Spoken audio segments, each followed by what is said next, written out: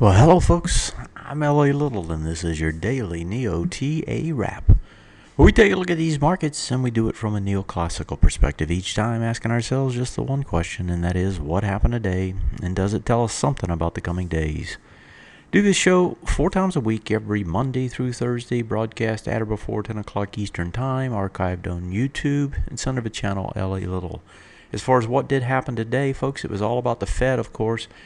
And, they tried to roll this thing, and by the end of the day, though, they rolled it right back the other way. They gave the bears the rope, choked them in the end, hung them upside down. A big spike up in the Russell, almost 3% broke out.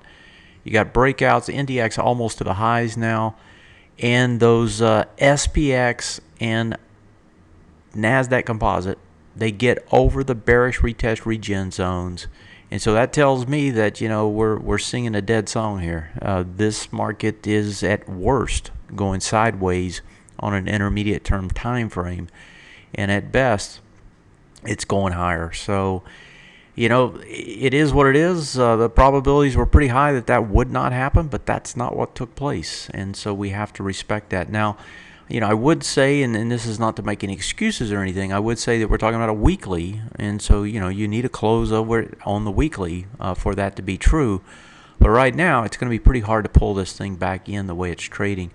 It has, on a daily, got over those retest regens on the bearish side, and so that also tells you clearly that that's off the table. It's off the table at this point. Elsewhere, DAX up, the CAC's up. You actually had weakness in Asia last night, and gold did a key reversal, bearish engulfing. All the commodities did, and that's exactly where we're going to start this as we start with the currencies. Let's pull up the UUP and take a look at it. And what you're going to see here is that this thing just took off. This breakout on the currencies is telling you, the Fed, well, first let's talk about the Fed. So the Fed comes out. The wording clearly was a little bit more hawkish. That drove the market down to start with, but by the end of the bell, they had flipped it around, squeezed, and pushed all the way up to new highs. It was almost a 70-point turnaround in the NDX from top to bottom. And so that gives you some feel for the kind of move that you got out here. The dollar just pushed as soon as that report came out. The euro, the yen, the currencies dropped. The dollar pushed higher, and they kept going the rest of the day. So you've got a situation now where, the market at least interpreted the Fed message as they are going to try and raise rates in December, yet this equity market really just didn't care. Now, for whatever reason, be it may what it may, that's the way it is. And when it does something like that, it's just telling you it's stronger than you think. And it's at the risk of sticking your head in the sand, if you're going to stay on the ideal that those things are going to matter, you just got to bag it and move on and play with the market as it is. It's not as if we were short in this market, but we thought we would see some sort of a retrace that would give us a better chance to understand what it really wants to do. Never happened. It was straight up. But looking back here, this isn't going to matter until you get a move far enough up, as we were talking about last night. That's going to be these swing point highs breaking. When they do, then that's just going to leave this area over here. So, when I look here at the UUP starting to make its move. It's just going to climb up here and test these swing point highs and try to break them. And that's on a weekly. And as we saw also on the daily, the same thing. It broke over another one today. So UUP going higher. That, of course, is putting the yen, the euro, all of those lower. That's going to help those markets near term. Here's the yen. It already broken swing point lows. It broke more today, or broke back down to go for those lows again today. Here's that weekly. Remember, we didn't have any breaks there. It's trying to get under this big bar.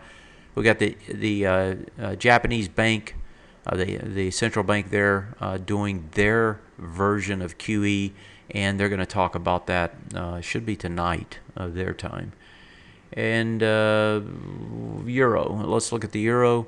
Euro breaks lower, right? And the euro had already broken multiple swing points, multiple time frames, telling us that it should trade lower 2 to 3 bars on the longest time frame, which was this one, the weekly. That's what it's doing. It's pushing down, going after the next one. So euro, that bounce looks like it's over. And so if you're looking at this euro, you're looking at it this way now, and you're thinking, hey, it's going to come back here and try to test all these lows on this move, because we got kind of a quote unquote hawkish speak out of the Fed, and you've got as dovish as you can get out of Draghi on the European side. So that market's just going to try to trade lower, and if and when it gets down to those lows and starts breaking them, the dollar is going to be up there trying to break out the highs. That's when you're going to see companies start talking about the currency exchange rates and the drag on earnings and all that stuff. But that's a little bit farther out. Right now, it's all beautiful, right? TLT, bonds couldn't move, and bonds probably aren't going to move. What got the benefit today was in the equity markets, of course. Let's pop over to those. In particular, the financials. I'm going to come back to the equity markets here towards the end. I'm going to go through some of the sectors first. I want to go start with the financials if I can grab the charts here for you. And what we saw was just a push into the financials right across the board. You can see it here on the XLF. But if you go to some of the subsectors, some of the more less traded sectors, you can see it there as well, and I'm digging for those here as I talk. So if we go into, like, say, KRE, let me grab that one. You're going to see just a push into these in a big way. Here's the KRE. These guys all had big spikes, right? Big pushes to the top side. Bring it back, look at it on a weekly. They're going to go after swing point highs. You're going to start seeing them start trying to break these. And so the financials getting a big push up, and that's because if the Fed's going to raise rates, that's going to financials borrow short and lend long, and so they're going to get more money. They're going to get more money out of this to their bottom line. If we look at the, I'm looking for the. Where's the other one? Oh, here it is. The SOX. The SOX made the push up today.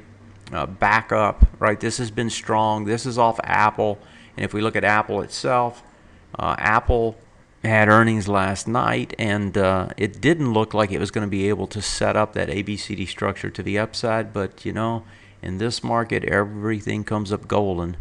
You get the pullback today, it spikes up and just keeps running, and that's ABCD up. So it's going to take it up to that 122 area. If we pull it over on the weekly, the 122 area is the key area on Apple on the way back up. That is where the bearish retest regenerates lie. So, and I'll just point them out real quick here. So that's the area it's coming back to.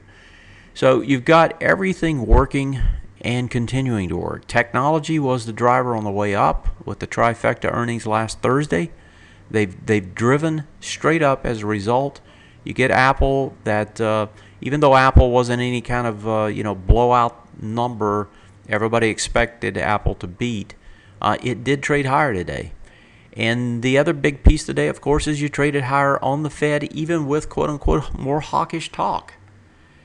Maybe the market's just discounting the fact that the Fed isn't going to do anything, irrespective of what they say, or maybe it doesn't matter. I don't know what the answer is. All I know is what I see in the markets, and that is that they're wiping out those barriers that should have given trouble and hasn't. And so if that's the case, more power to it. That's what it wants to do. So that's what you got to do with it. Then I'm going to go over to those indexes now.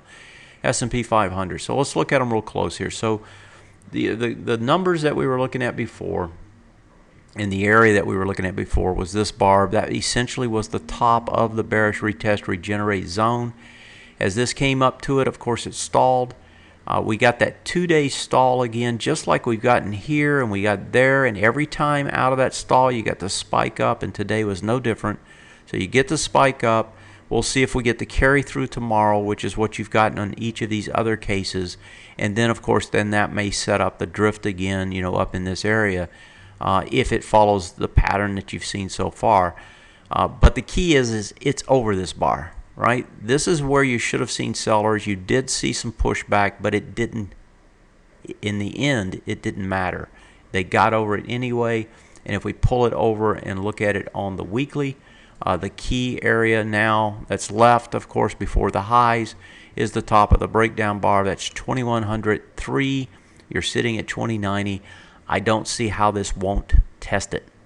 I mean, you get this close, you're going to test. If you look at the NDX, and then we'll come back to the NASDAQ composite, NDX spikes again, 46.78.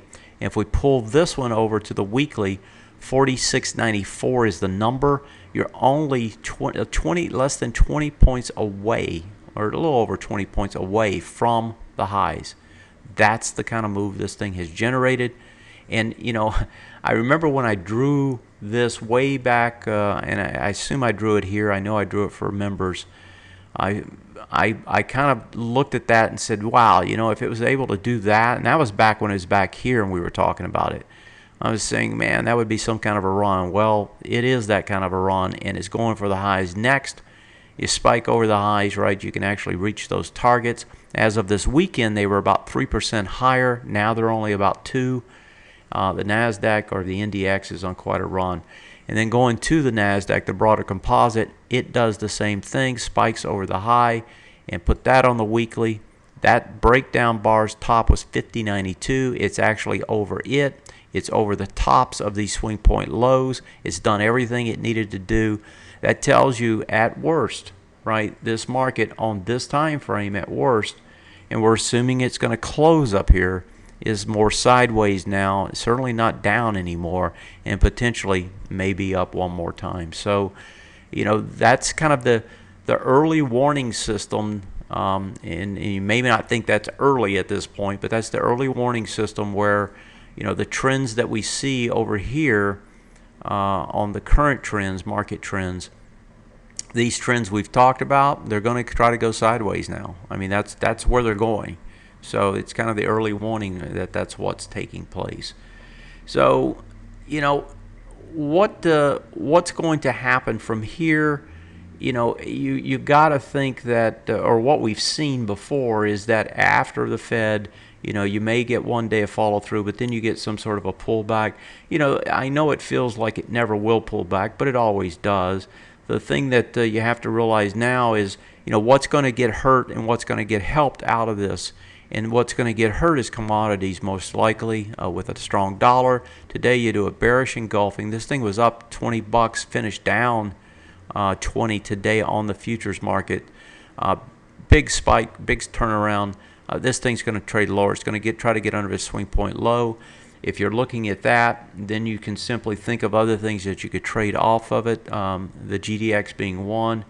I'm sorry, I was thinking I was on the gold. Here's the gold market. You can see that reversal. That was 20 up, 20 down. GDX, of course, is going to get hurt as a result of that. This is in here doing the retest regen now. It's going to get to the bottom. That's 112.12 on the gold market. Silver did the same, spike reversal. And you're going to see that right across the board with the exception of the oil market. And let me pull the oil market up.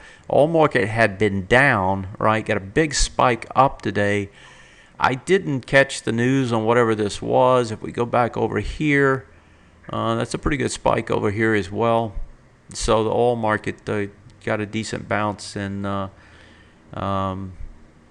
yeah, I don't know what the deal was there. I didn't really catch anything on it, and I was busy with other things, so I didn't even look. As we started the show, I had the EEM up. I think emerging markets are going to find it hard as a result of the dollar strengthening. So you're going to see some toughness probably in the Asian markets overall.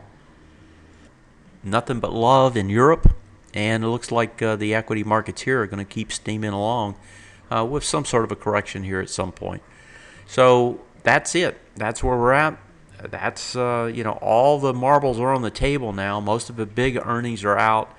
I don't see any big needle movers now. So at this point, you know, the next 2, 3, 4 weeks, you're probably going to see this market do some ebb and flow type stuff. But, you know, the general bias is going to be sideways at worst and more up most likely over time. That's it for tonight. Thanks for joining me. I appreciate it. Have a great one. Take care, and I'll see you tomorrow. Good night.